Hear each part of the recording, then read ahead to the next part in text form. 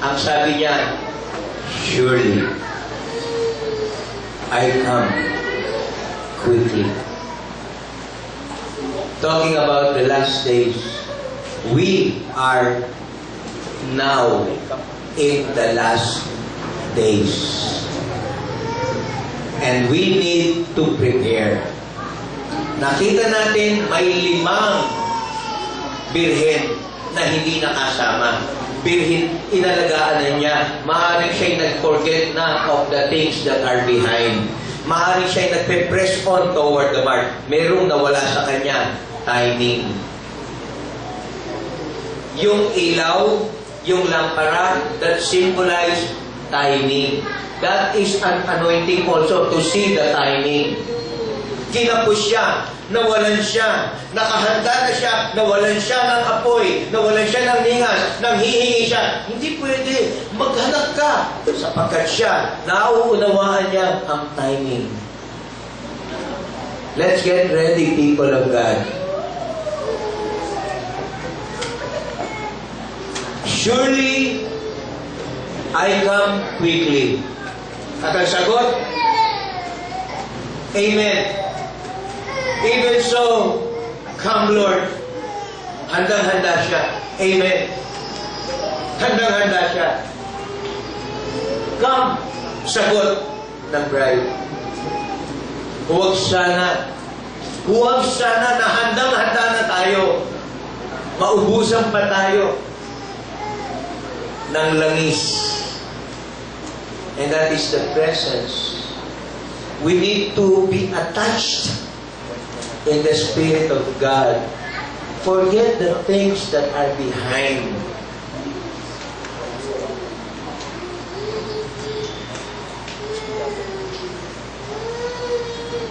Let us go to John chapter 6.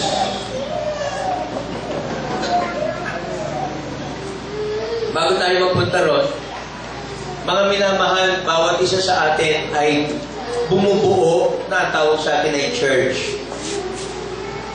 Hindi church na building, kundi ito yung mga tinawag mula sa kadiliman, dinala sa kaliwanagan upang ipahayag ang kanyang kabutihan. Iyan ang nangyayari sa atin. Tinawag tayo, bawat isa, katulad ng mga narinig natin ngayon, tinawag na, tinatawag pa, at patuloy na tinatawag, sapagkat tayo ay nililinis. Nilinis tayo mula sa, at nililinis mula ngayon sa, at patuloy na lilinisin para sa.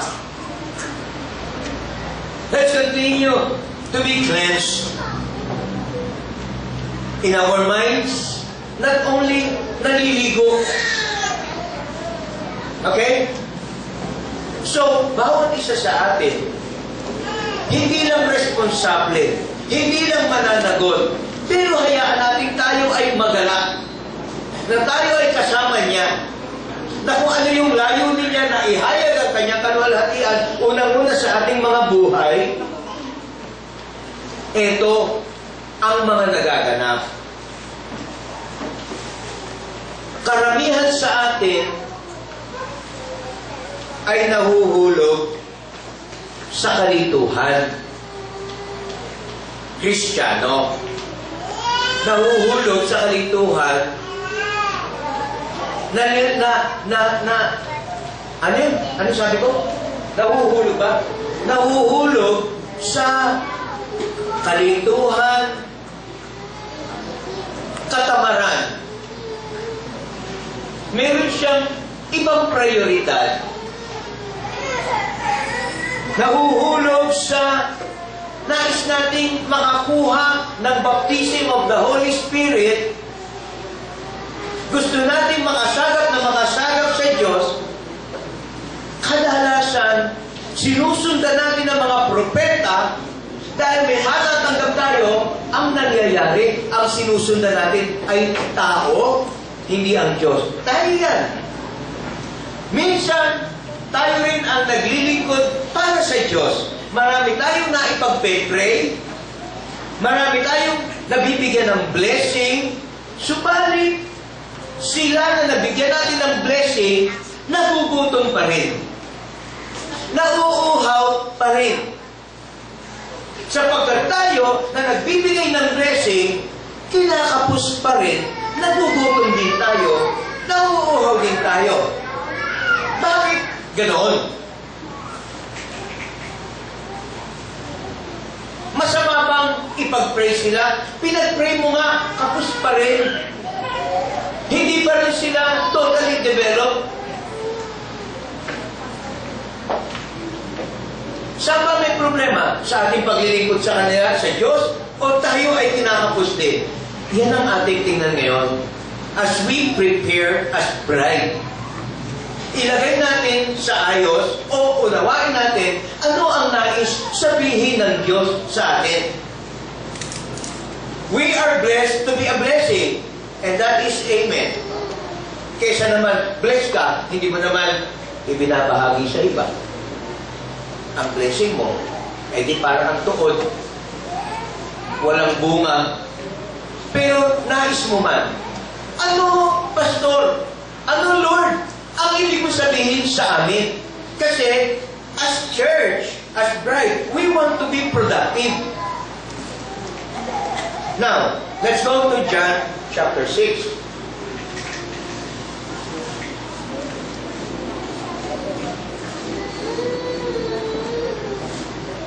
Para hindi tayo mauwi sa religion, we claim na nasa tama tayo, pero maging tayo, in order to prepare as a bride, baka kapusin din.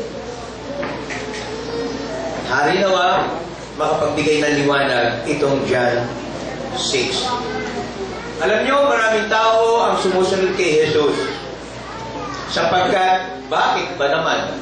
Aba, talagang niluluwalhati nila si Jesus, pero pagdating ng araw, sasabihin nila, ipako sa krus, ipako ng krus. Yung mga nagsisigawan, para kay Jesus, sila rin yung nagsigawan, ipako sa krus, ipako sa krus.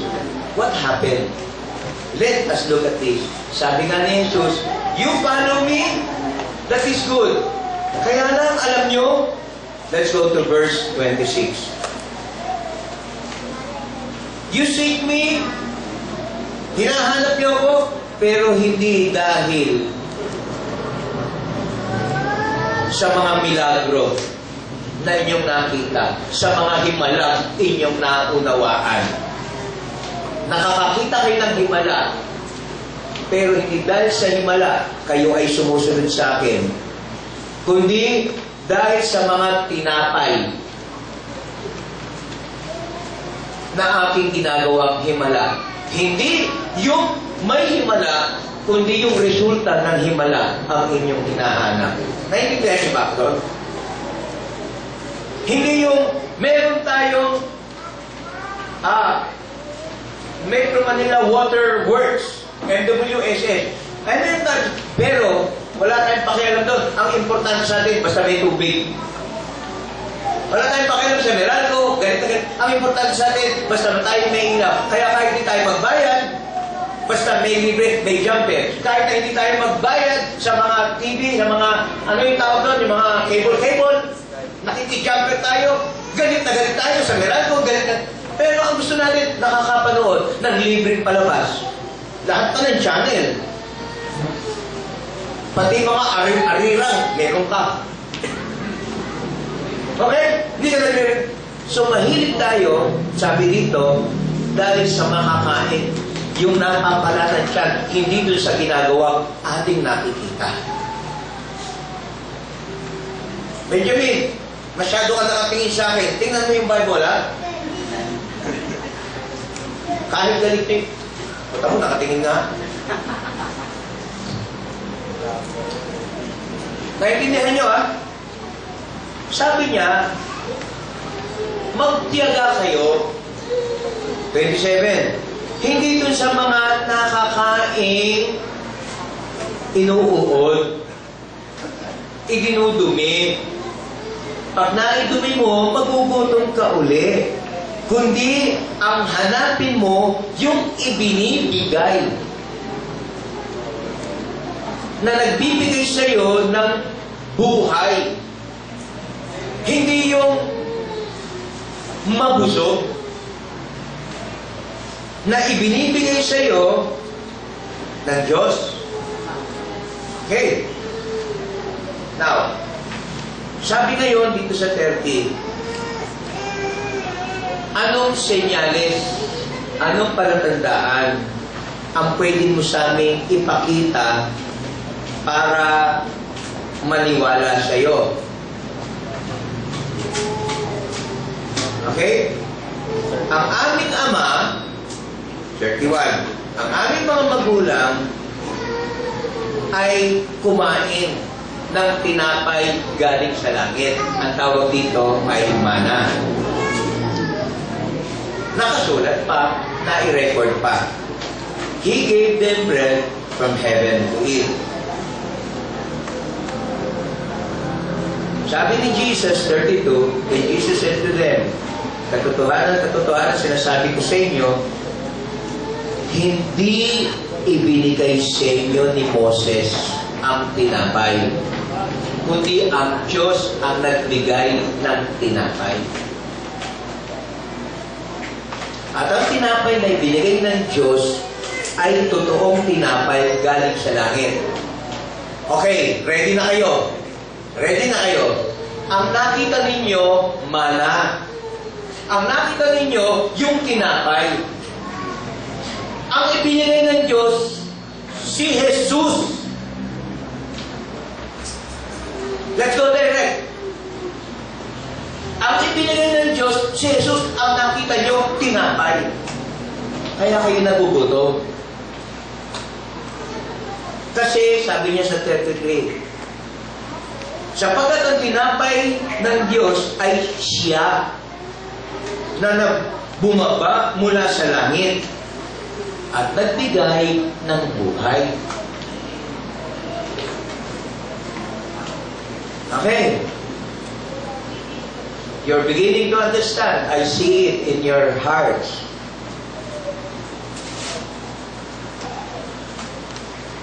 Kinain ninyo na mga tatay ninyo, mana.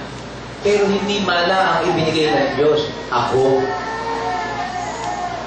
Nakita nila, tinapay talaga. Hindi nyo nakita yung tunay na ibinigay ng Diyos. Ako ang tinapay. Kaya sabi niya, 35. Kaya sabi nga, sabi sa 34, tingnan nyo to. Kaya sabi nila, Lord, edi, bigyan mo nga kami ng tinapay na yan. Hindi pa rin nila nakuha. Kaya sinabi niya plainly sa 35, ako ang tinapay ng buhay. Siya na lumalapit sa akin, hindi na siya magugutom. At siya na nananampalataya sa akin, hindi na siya mauuhaw. Kaya ako sinabi kanina, tayo po, nag-share ng gospel, nagugutom pa rin sila. Nagtutulungan natin sila, gumagaling sila, praise the Lord, pero nagkakasakit pa rin. Kasi tayo mismo, baka hindi natin nakikita as we prepare ourselves as bride. Hinaayos tayo ni Lord para huwag lang yung ibibigay natin sa kanila na tayo nagpapagamit, nag-evangelize tayo, nawawala rin sila. Kasi tayo mismo baka may kapos. We need to see Jesus really. Para kung ano ibibigay natin sa kapwa, hindi na sila mauuhaw, hindi na sila magkakasakit, sapagkat tayo ay ganun din. Are you getting me? Naintindihan niyo ba ako? Ulitin ko. Naintindihan niyo ba ako? O ulitin ko kasi baka lahat kayo pagsalitain ko sa linggo. Ha? Gagawin ko yan kasi naririto na tayo sa pag-aayos. May sinasabi ang Diyos na yung ating ministry, siguraduhin natin na si Jesus talaga para tayo mismo nandoon sa hindi kapangyarihan. Hindi tayo magugutom, hindi tayo mauuhaw, sapagkat nasa atin mismo ang totoong tinapay at buhay. Hindi nakukuha sa pera. Okay? Okay? is a very deep truth. Napakalalim na katotohanan na hindi maunawaan. We want blessing, but we are not blessed. We give blessing, and they are not blessed. Hello? Sige, hayaan natin mag-sink in sa inyong puso. Gusto nyo bang mag-worship na agad tayo para ito palang pinag-usapan natin to? Hayaan natin si Lord ang magbaba. O ilan sa inyo naunawaan na ako? Let's go to verse 53.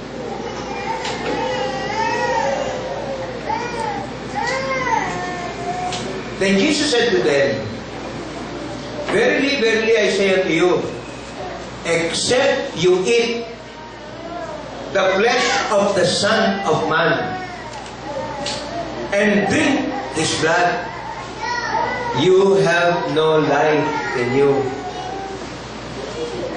Sabi ni Jesus, maliban na kainin mo ako, inumin mo ako. Mga kapatid, hindi communion ang pinag-uusapan dito. Siya ang sinasabi niya na kainin natin. Ano to? Cannibal. Huwag kang mag-isip animal. Mayroon siyang sinasabi rito. Super lalim ito, mga kapatid. But you can get it because of the Spirit of God. Maliban na kainin mo siya, siya yung tinapay. Ano ibig niya sabihin na kainin siya at siya inumin? Kasi kung hindi siya kakainin at hindi siya inumin, wala kang buhay. Hindi lang pagtanggap to. Gaano siya katotoo sa'yo? How is He involved in you? Na to the point na yung kung siya'y tinapay, kinuha mo siya ng buong buo, kinain mo siya ng buong buo, actually, hindi naman talaga kinain. Di ba? Hello? Hello po. Naku, naiiwan yung iba eh. Paano ba to? 56. He that eateth my flesh and drinketh my blood dwells in me, at ako sa kanya.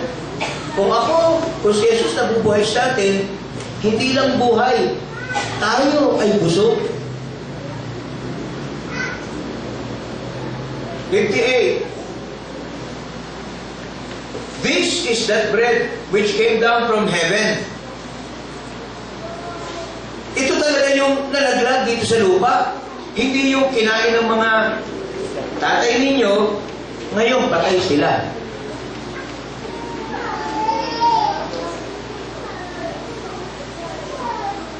Siya na kumakain sa akin, mabubuhay siya, magpakailanman. Benjamin, nalika rito. So, yung isa naintindihan ko yung kanina sa verse, yung hindi lang kainin natin yung salita ng Panginoon, kundi sa buhay rin natin. Kasi ang importante talaga kainin natin ang salita ng Diyos. Hindi naman siya yung personal na kainin natin yung mga gawa niyang mabuti sa buhay natin. Tapos yung pamuhay natin, imaydala natin sa ating mga pamilya. Yun lang po. So sinasabi niya, kainin talaga yung salita ng Diyos at hindi yung mga salita lang. Maging totoo raw tayo. John, what do you understand? Come here.